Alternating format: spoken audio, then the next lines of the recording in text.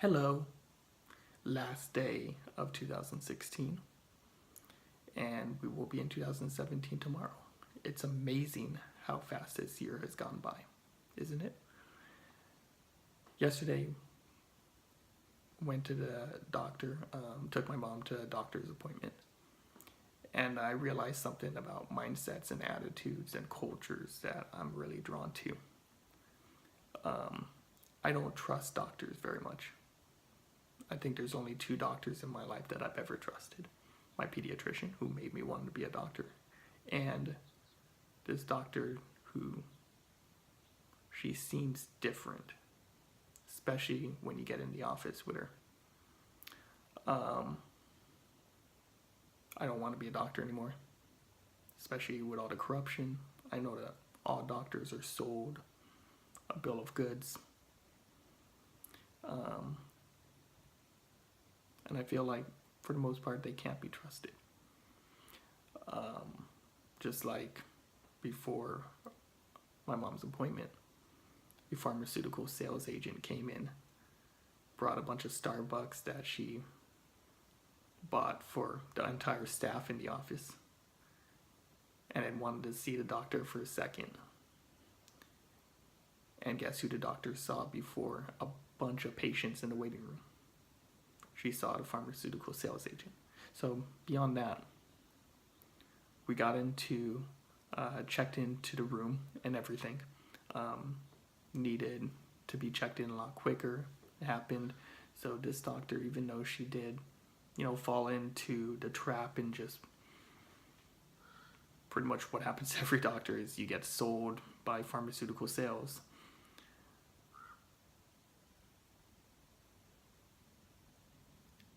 She still has some kind of compassion going on. And I really believe it's because she's Indian, but not American or Columbus Indian, but real Indian. There's something about her.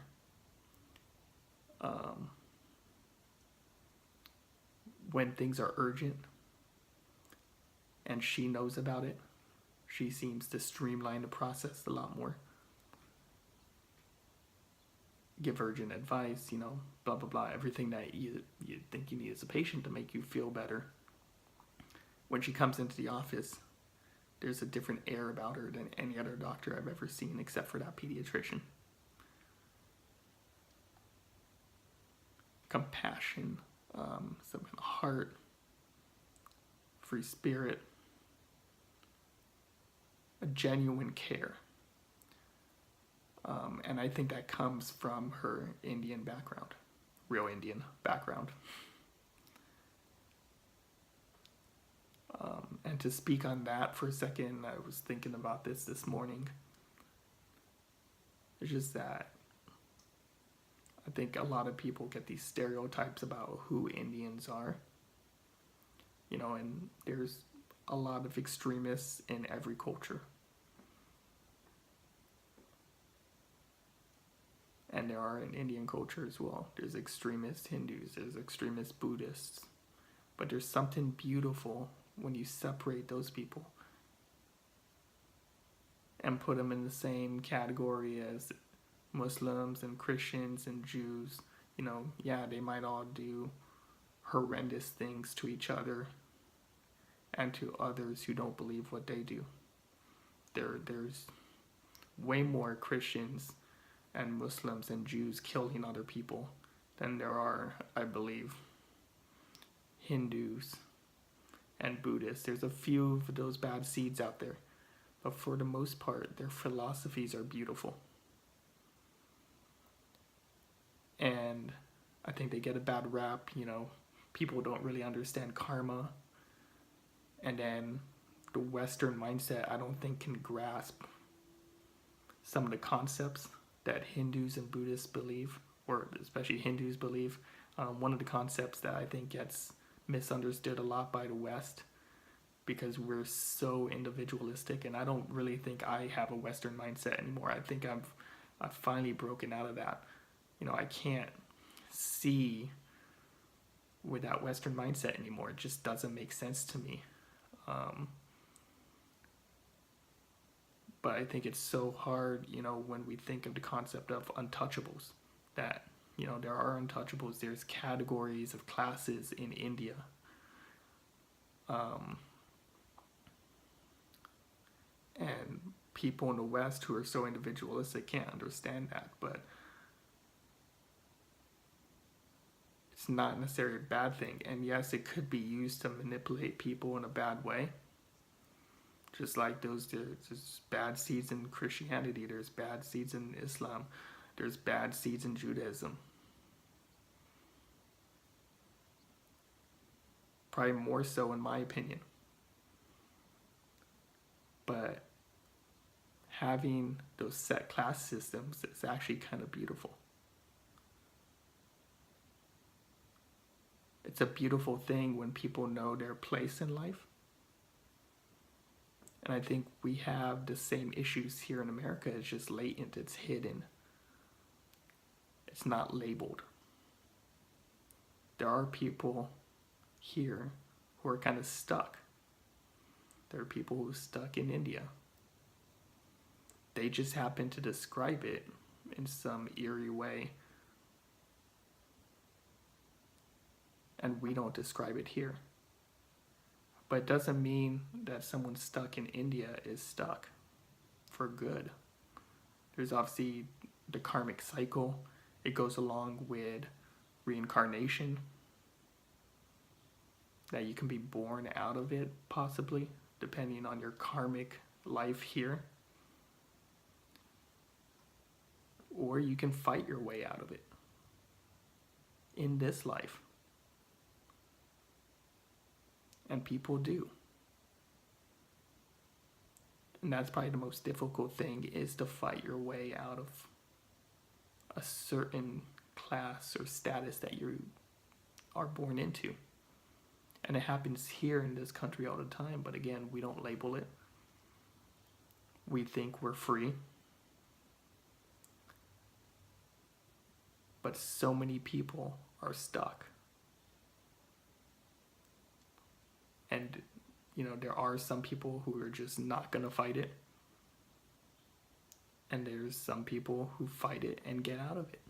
They get out of their status in this country. I'm one of those.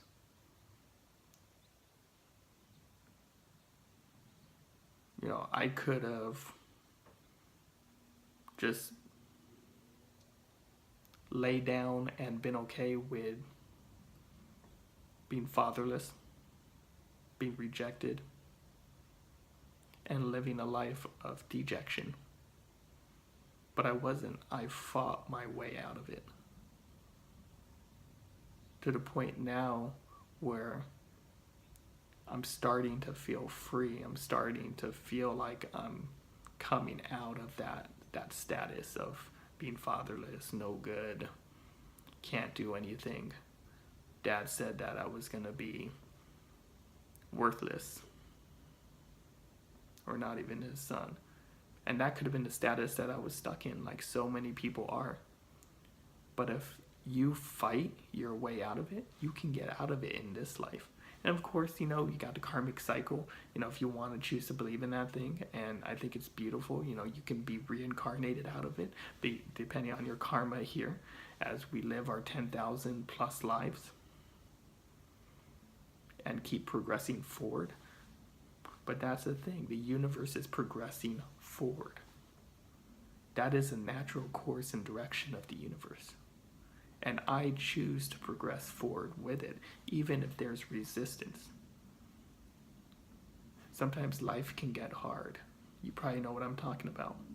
It could be like you're floating upstream and you're paddling really hard upstream, and life is difficult, and it's really difficult to fight your way out of that status that you might be in, those life circumstances that you might be in.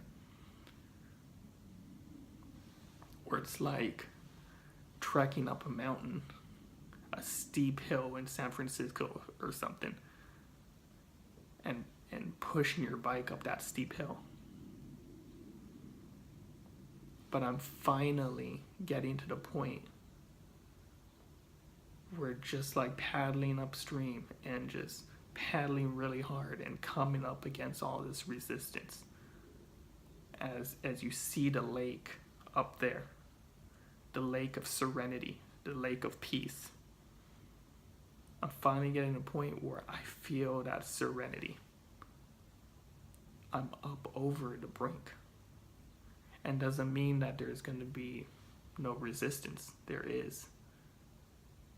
But there's less resistance. Because you know what? The world can throw whatever it wants at me.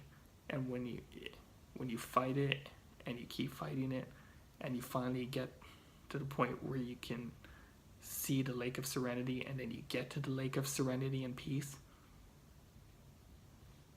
fighting it becomes a lot easier.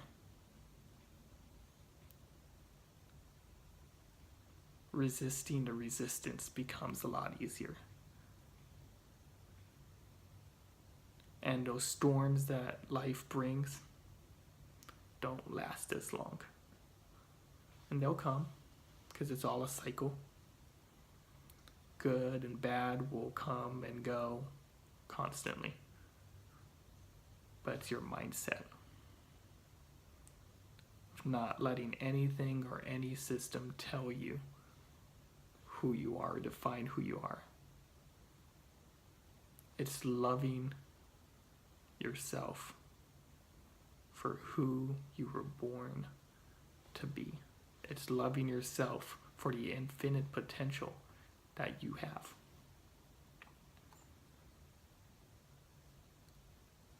And that's what I found. That's what I wanted to share real quick today. So keep fighting. Don't ever give up. There's always something better on the other side waiting for you.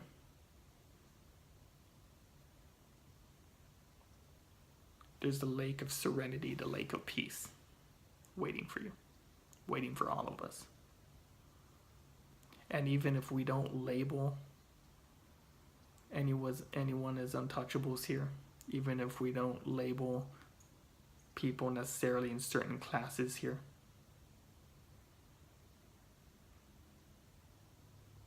even if we don't actually say that, hey, people are stuck,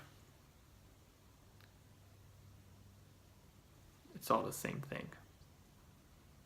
Just probably makes it even harder to break out.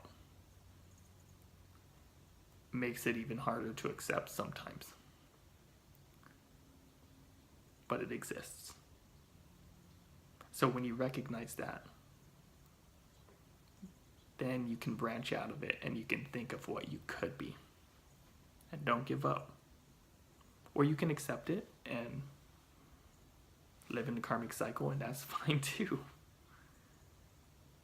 And then come back and be an even better version of yourself. That's fine in the next life. But you can live that next life now. It's never too late. January 1st, 2017 is right around the corner. What life are you going to live coming up this year? Peace.